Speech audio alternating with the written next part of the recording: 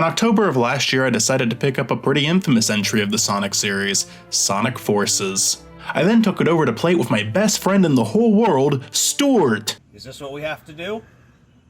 I'm asking you to leave, Michael. When it comes to Sonic Forces, there isn't a lot of debate on it these days. It's bad. You will find more people defending Sonic 06 and the storybook games than Forces, and while I'm sure the game does have fans, I have so far only heard one person who seemed to enjoy the game. Sonic Forces is better than Oh, actually Christian liked the game too. Sonic Forces is awesome. I myself didn't enjoy the game, although I did try to. And after going through the game once on my own and then a second time with Stuart for this channel, I can say that while I do think it's pretty bad, it feels like it didn't have to be. Like the game didn't have a fundamentally flawed concept. There's things that work in this title, but the things that don't work are way too damning to the overall quality of the game. Anytime you find something to like, several things that you don't like get in the way. Do you enjoy the music? I actually do too, but a lot of the stages are way too short to hear the full theme, and some have required automated segments that cut the music off entirely. It's instant in some of these levels. There's actually a really amazing video on the music in Forces that I'll link.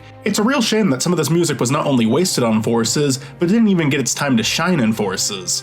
But perhaps I'm getting a little ahead of myself. In my own words, the game's main problems are: the levels are too short/easy, the game's box art and ads mislead you, classic Sonic did not belong here, and the game has a bad story. Some of these problems might seem kinda weird, like the one with the story. Does Sonic really need a big and complex story to be good? First off, I hate that argument and I keep hearing it as if it's a unique thing to say. It really isn't. Good does not equal big and complex. I would consider Sonic 3D Blast story fine, because it knows exactly what it needs to be for a game like that. But also, no, because Forces tries to have a big and complex story, but doesn't commit to it at all. I'm not gonna go into these 4 points right now, but we will very soon. I think I'll at least be able to help you see where I'm coming from, if nothing else. Now, in my own words, the game's main highlights are: a lot of the game's visuals are good, a lot of the game's music is good, the fan creation is not a terrible idea at all, and the concept of the game is solid. I think those are 4 pretty great compliments to give a piece of art. I really do love referencing the Anniversary Symphony these days, and yeah, I'm gonna do it again. If you knew nothing about Sonic Forces at all and saw the medley for Forces, I think both musically and visually it would look pretty promising.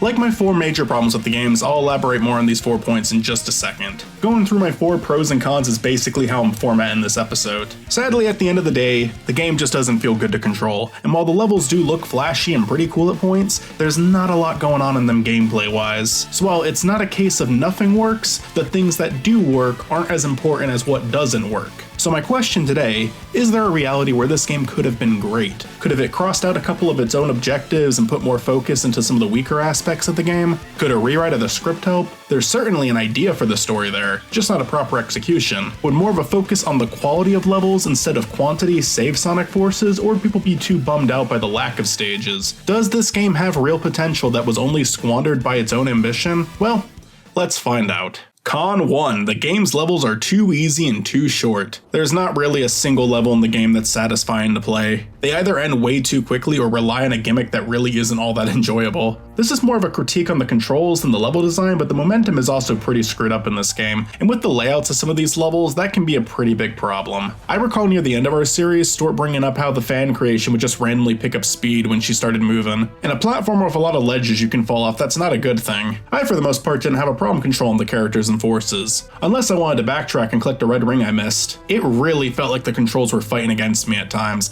like there was a set way to complete the level, and it didn't want you doing things out of order.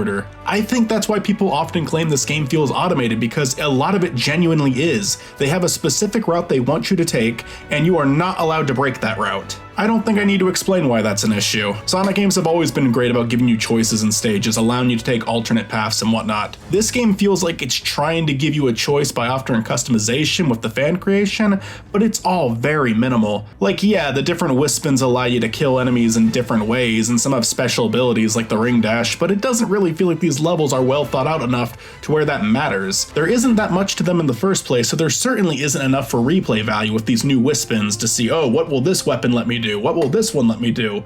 It's just not well thought out enough. A level that you can beat under a minute doesn't really make you want to go back there and explore it more. The reason I didn't list the controls as one of the major problems is because I think with good enough level design, this could have at least been somewhat acceptable. I don't think Frontiers necessarily has perfect controls, but the open zone compensates for the way that Sonic moves. As minimalistic as some of them are, the cyberspace stages also work really well with Frontier Sonic. They're not amazing levels, but there is fun to be had with them. Fun that I don't think exists with the way that Forces handles itself. On top of that, these are just kind of lame levels. You've got Sand Hill, Chemical Plant, the Death Egg, a city-themed level, a jungle-themed level, Metropolis, which I think is supposed to be from Heroes, and the battlefield at the end of the game. Okay, so right off the bat, they do have more level themes than Colors, and they're only a little off of what Generations had, but here's the thing.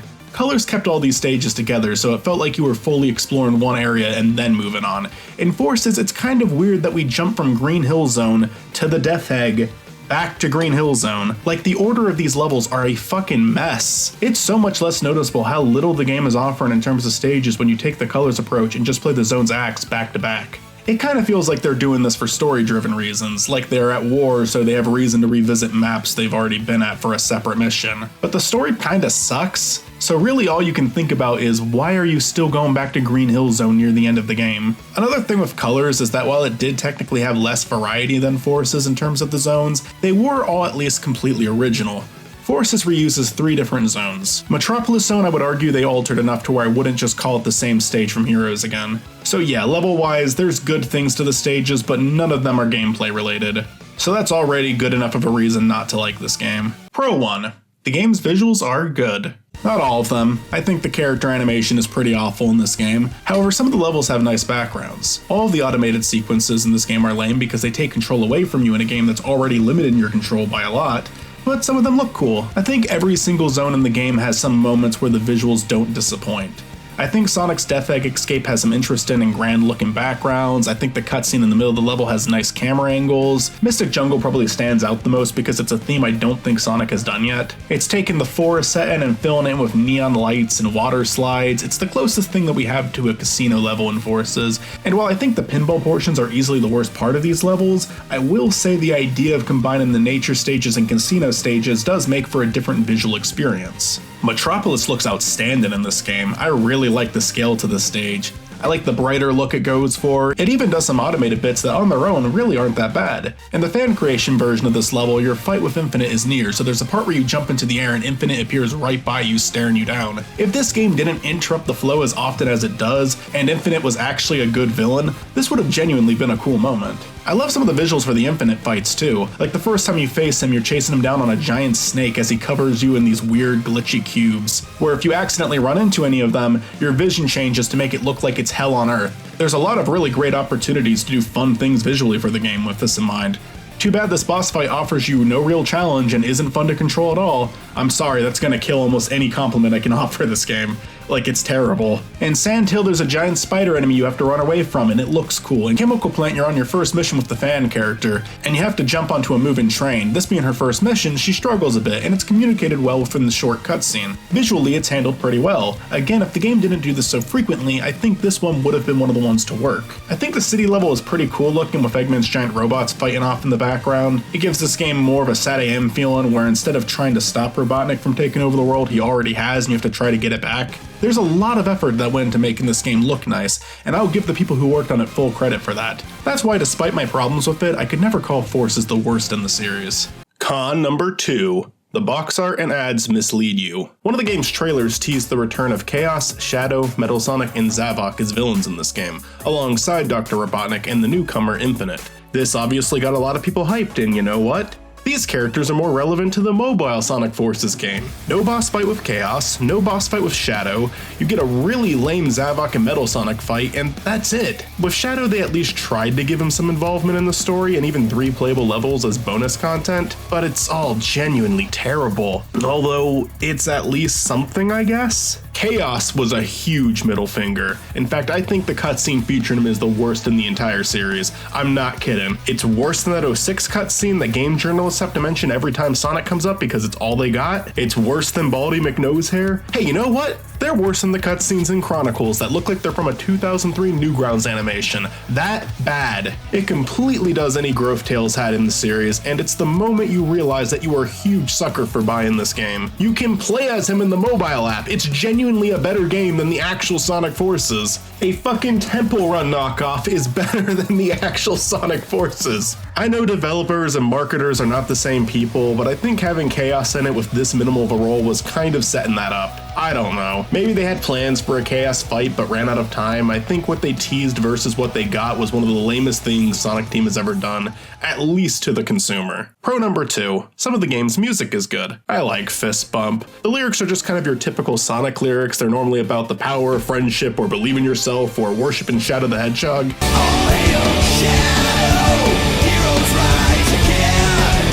Say whatever you want about them lyrically, I've always found them fun, and while Fist Bump is no live and learn or endless possibilities, it's still pretty decent in my opinion.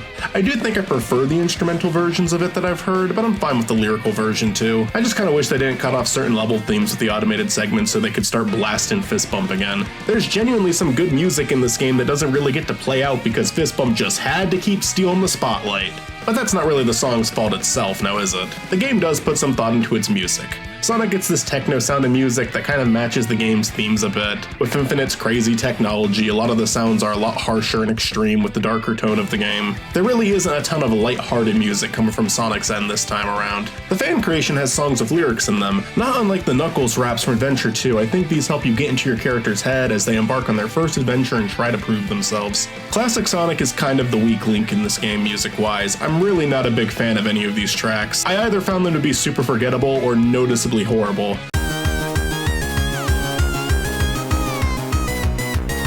They're trying to emulate the Genesis sound, and while I do think they sound like songs that could be from a Genesis game, that doesn't automatically make them good. I mean, there's bad Genesis music. In terms of trying to mimic the sound of old Sonic games, I think this is definitely much closer to Sonic 4 than Mania. Looking at the music as a whole, it's not their best soundtrack, maybe not even in the top 20, but I wouldn't call it a disgrace to the series or anything. It maintains the rule that even bad Sonic games have good music. I personally think the soundtrack holds up better than two of their previous entries, Lost World and Boom. Con number 3, Classic Sonic did not belong there. I get why Classic Sonic is here. Generations was such a big hit and it was becoming clear that there was a demand for Classic Sonic to make a big comeback. The thing is, Mania and Forces were released the same year. You already had your Classic Sonic representation.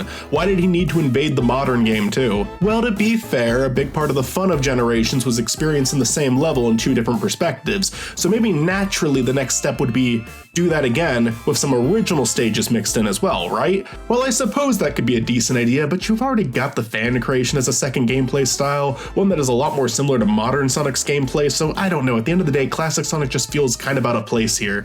None of his levels are really all that fun to play. I really did enjoy what Generations did with Classic Sonic, even if it wasn't exactly like the original games. It was still fun on its own merit, but in Forces, not really. It suffers from the same problems all the other stages do. The levels are really short and uninteresting, and honestly, visually, the Avatar and modern Sonic stages are a lot better. Classic Sonic has very little going for him in this game. He does have a decent boss fight, I'll give him that, but I have to imagine if they would have just kept Classic Sonic and Mania, modern Sonic and the fan character could have been way more fleshed out. It would have been one major part of the game that wouldn't have had to been worked on, and you could put that extra time into giving the fan character more customization, making the levels longer, designing more enemies so there could be more variety. I'm not saying it would have been perfect if they cut Classic Sonic, I'm just saying that this game was trying to do so much that I think it would have really benefited from trying to focus on the new ideas it wanted to present. That being having your very own OC interact with the Sonic characters. Removing Classic Sonic wouldn't just potentially make the game's levels better, but you could have a more focused story by removing that frankly uninspired side plot with Classic Sonic and Tails. I think there is certainly room for a Generations 2 one day, but let the characters go on more adventures first, my god. Only included mainline games, Classic and Modern Sonic both had one new game in between them reuniting. I think Classic Sonic should be excluded from Forces just as much as your Avatar character should be excluded from Generations 2. Classic Sonic gets in the way of this being its own thing, and the Avatar gets in the way of this being Generations 2. They need to pick one or the other, and in this case, I'm rooting for the fan character. As much as I love Classic Sonic gameplay, we just got a solid Classic Sonic game. Let's try something new now. Pro number 3, the fan creation is not a terrible idea. I don't know if this one's a hot take or not.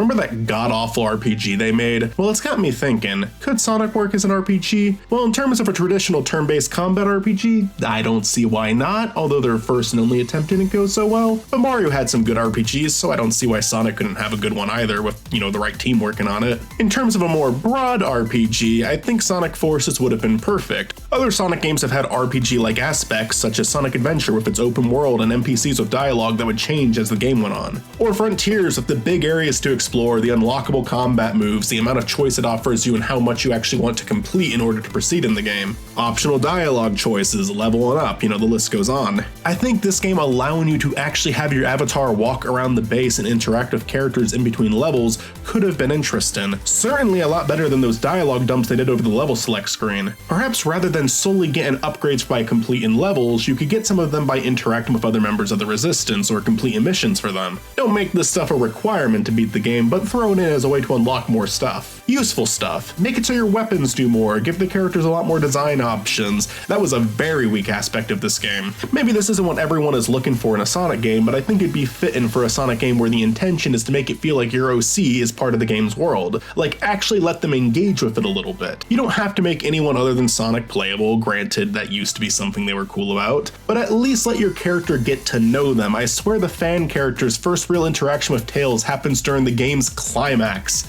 It feels like in that cutscene they want it to feel like Tails is your buddy, but the two really don't know each other. You do go on a few missions of Sonic, but they don't really give you any choices to how you interact with him. A silent protagonist is fine, and in my case I actually prefer it, but can we at least get a yes or no response to certain interactions? Or have options on how we complete missions or levels result in a different dialogue exchange? Just the bare minimum of what these games normally offer. I know at this point all this is coming off as more of a con than a pro, but I stand by it not being a terrible idea for a game if executed well. If you're going to make a game where you can create your own character, make them feel more involved in the game. If you don't want to do that, that's fine. It doesn't have to be done. You can just make games focused on Sonic, but if you're gonna do it, make them more involved in the game. This is something that every RPG I've ever played has been able to do at least to some extent. The fucking Mario RPGs, you're playing as one of the most established video game characters of all time, and I still feel more of a connection to that character than my OC in this game.